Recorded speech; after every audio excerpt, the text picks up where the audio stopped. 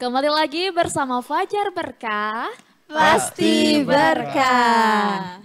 Nah Pak Ustadz, kita langsung lanjut aja mengenai yang Pak Ustadz pernah dengar gak sih yang katanya rebo wekasan itu Pak Ustadz. Katanya kalau anak lahir pas hari itu bakalan sakit-sakitan terus. Itu gimana Pak Ustadz, bener gak sih? Iya, akhirnya milih hari untuk lahir. Betul. Iya. Jadi sebetulnya dalam Islam tidak dikenal ada hari baik, ada hari buruk, itu tidak dikenal. Adapun mungkin ada hari-hari tertentu yang kalau kita beramal maka amalnya pahalanya diperbanyak. Ketika kita buat dosa maka dosanya dilipat gandakan, seperti bulan Rajab. Bulan Rajab itu hati-hati ya. Kalau kita melakukan dosa di bulan Rajab maka itu dosanya dilipat gandakan. Oh, gitu ya. Tapi pahalanya dilipat gandakan nggak Pak Ustadz? Pahalanya juga dilipat gandakan, gitu ya. Dan kemudian apakah hari itu menentukan ya untuk kebaikan anak kita? Sebetulnya tidak. Ya justru ketika kita terlalu takut dengan hari, nanti kalau hari ini nanti takut sakit-sakitan, maka akan terjadi beneran sakit itu. Makanya kita terima saja takdir yang Allah sudah tetapkan untuk kita. Kapan anak lahir ya sudah lahirkan saja gitu ya. Nggak usah ditahan-tahan istri kita, tunggu ya ini hari Rabu, tunggu hari Kamis. Dia gimana udah mau lepas gitu ya. Benar. Nah jadi ini sesuatu yang nggak boleh dikait-kaitkan ya. Makanya termasuk kalau kita mau pindah rumah, pindah kos-kosan, itu nggak ada hari-hari baik. Semua hari baik. Yang penting kita jalankan sesuai dengan apa yang Allah tuntunkan, tidak melakukan dosa, tidak melakukan kesyirikan, maka hari-hari semuanya menjadi hari yang baik. Seperti itu. Jadi sebenarnya itu mah sugesti kita aja ya Pak Ustadz, ya kepercayaan. Sugesti dan kepercayaan dan ajaran-ajaran yang sebetulnya tidak ada tapi diada-adakan. Gitu. Oke. Jadi begitu. Iya. Karena pada diam ini. Kita langsung berpikir, oh sebenarnya itu nggak benar gitu. Betul, itu kepercayaan orang-orang terdahulu mungkin Pak Ustadz ya. Iya betul, kepercayaan orang dulu. Nah Pak Ustadz langsung aja, atau semua mau bertanya dulu? Ya udah nih Pak Ustadz. Jika akan mengganggu anak nih si Jin itu melihat anaknya yang sedang apa nih Pak Ustadz? Jin itu akan mengambil peluang ketika memang anak itu sedang, artinya orang tua sedang lengah ya.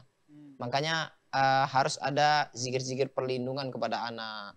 Kemudian agar senantiasa didoakan anak tersebut. Sehingga kemudian dia terlindungi. Makanya jangan salah satu adab kan gitu. Jangan sampai dia keluar rumah saat maghrib. Karena di saat maghrib itu rentan sekali terkena gangguan. Begitu juga saat tidur. Saat tidur itu adalah waktu yang paling tepat jin untuk mengganggu manusia.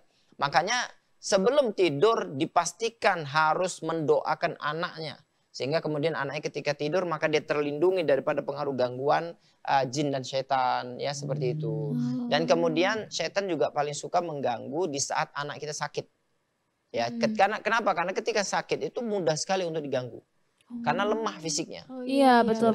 Ya. Makanya anak-anak itu kalau sedang sakit itu mudah diganggu oleh setan. Seperti itu. Nah, makanya ngomongin soal sakit pada anak nih, bagaimana sih cara kita membedakan sakit anak yang medis atau non medis? Iya, ada non medis Pak Ustadz. Iya, sebetulnya gini. Untuk membedakan apakah anak kita ini terkena penyakit medis atau non medis itu mudah. Apa itu? Kita tinggal bawa ke dokter, bawa ke rumah sakit, dicek. Kalau kemudian anak kita ada sakit, kemudian dicek ternyata nggak ada sakitnya, maka itu menunjukkan penyakit yang terjadi pada anak kita adalah gangguan non medis. Ya, begitu. Namun ini kan indikasi, maka yang paling penting adalah didatangkan kepada praktisi ruqyah syariah untuk kemudian diterapi ruqyah syariah.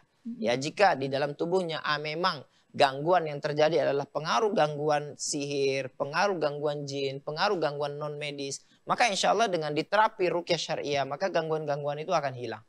Gitu ya.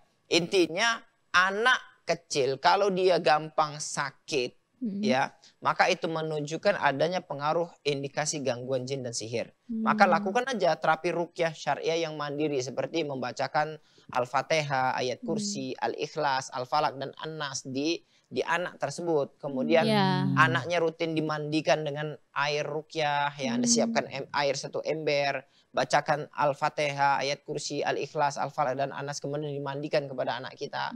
Kemudian sering memperdengarkan ayat-ayat Al-Quran. Ini akan menjadi pembentengan ya. Seperti itu agar anak kita tidak terkena gangguan non medis. Nah, kalau sakitnya medis kan mudah ya, dikasih obat itu sembuh insya Allah. Tapi kalau non medis kan karena dia nggak nampak, kadang-kadang kita nggak tahu apa yang bisa kita lakukan untuk menyembuhkan penyakit anak kita tersebut. Ya. Seperti itu. Berarti banyak banget ya cara untuk membentengi dari jin gitu ya Pak Ustadz ya. Oke.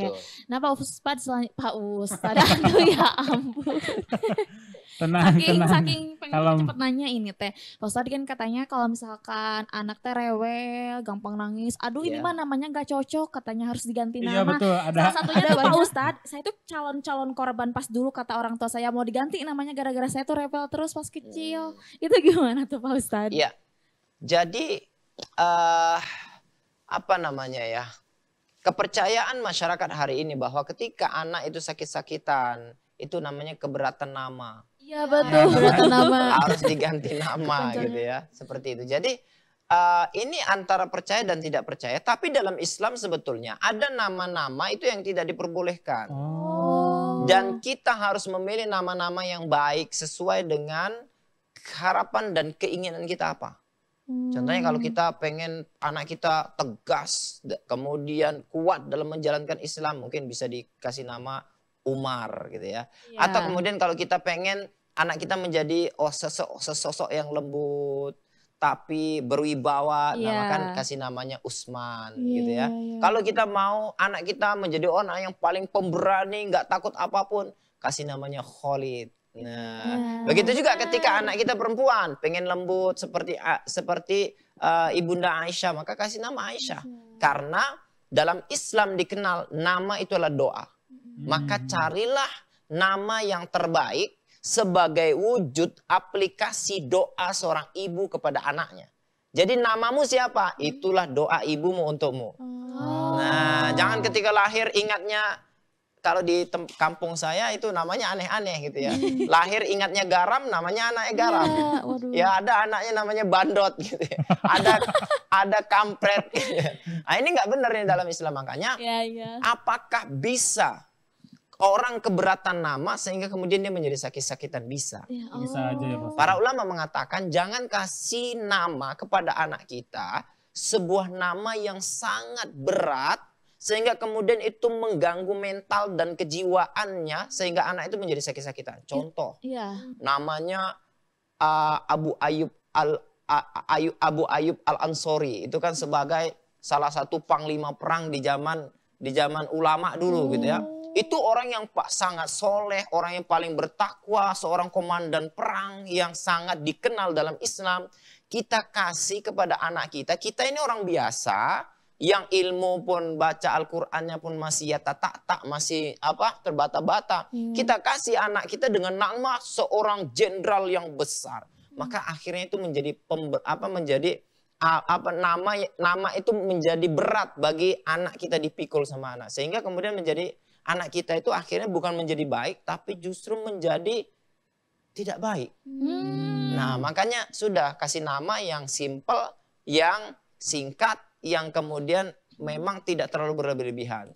Ali, Umar, Khalid, seperti itu. Sebagai wujud doa daripada seorang ibu. Nah kebetulan Pak Ustadz, aku juga punya saudara nih. Namanya itu salah satu surat di Al-Quran.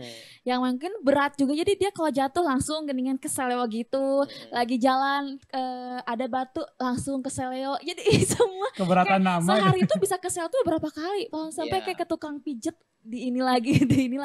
Memang Pak Ustadz mungkin karena cukup berat ya artinya mungkin ya. Setelah ganti nama nggak ada tuh Pak Ustadz yang namanya keseleo. Iya benar.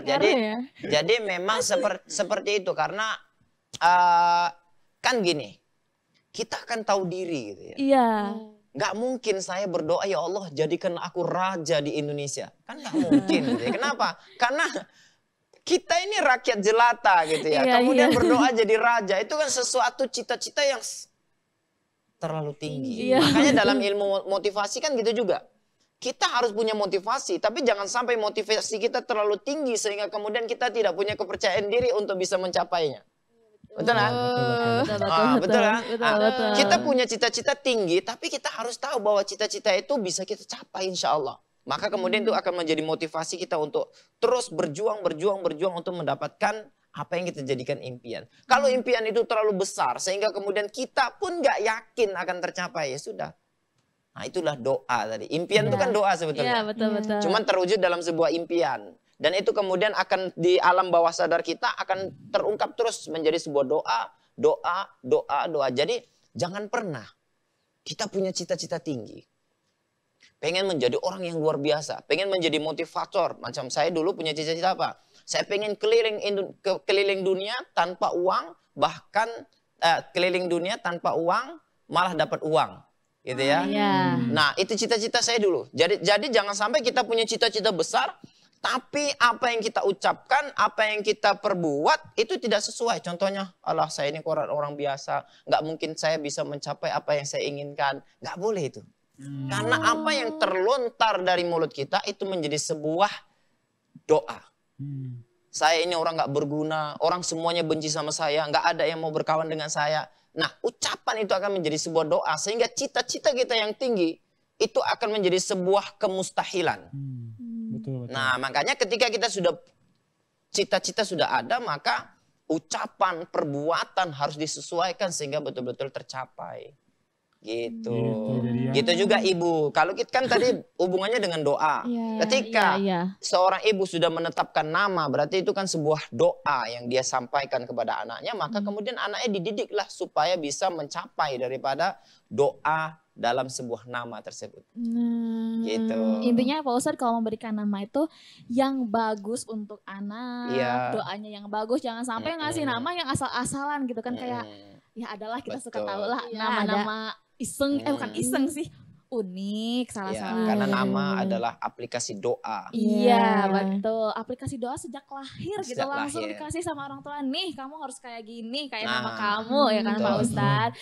Aduh pemirsa, seru banget ya pembahasan kita kali ini, tapi harus jeda dulu. Jadi jangan kemana-mana, tetap bersama Fajar Berkah, pasti berkah.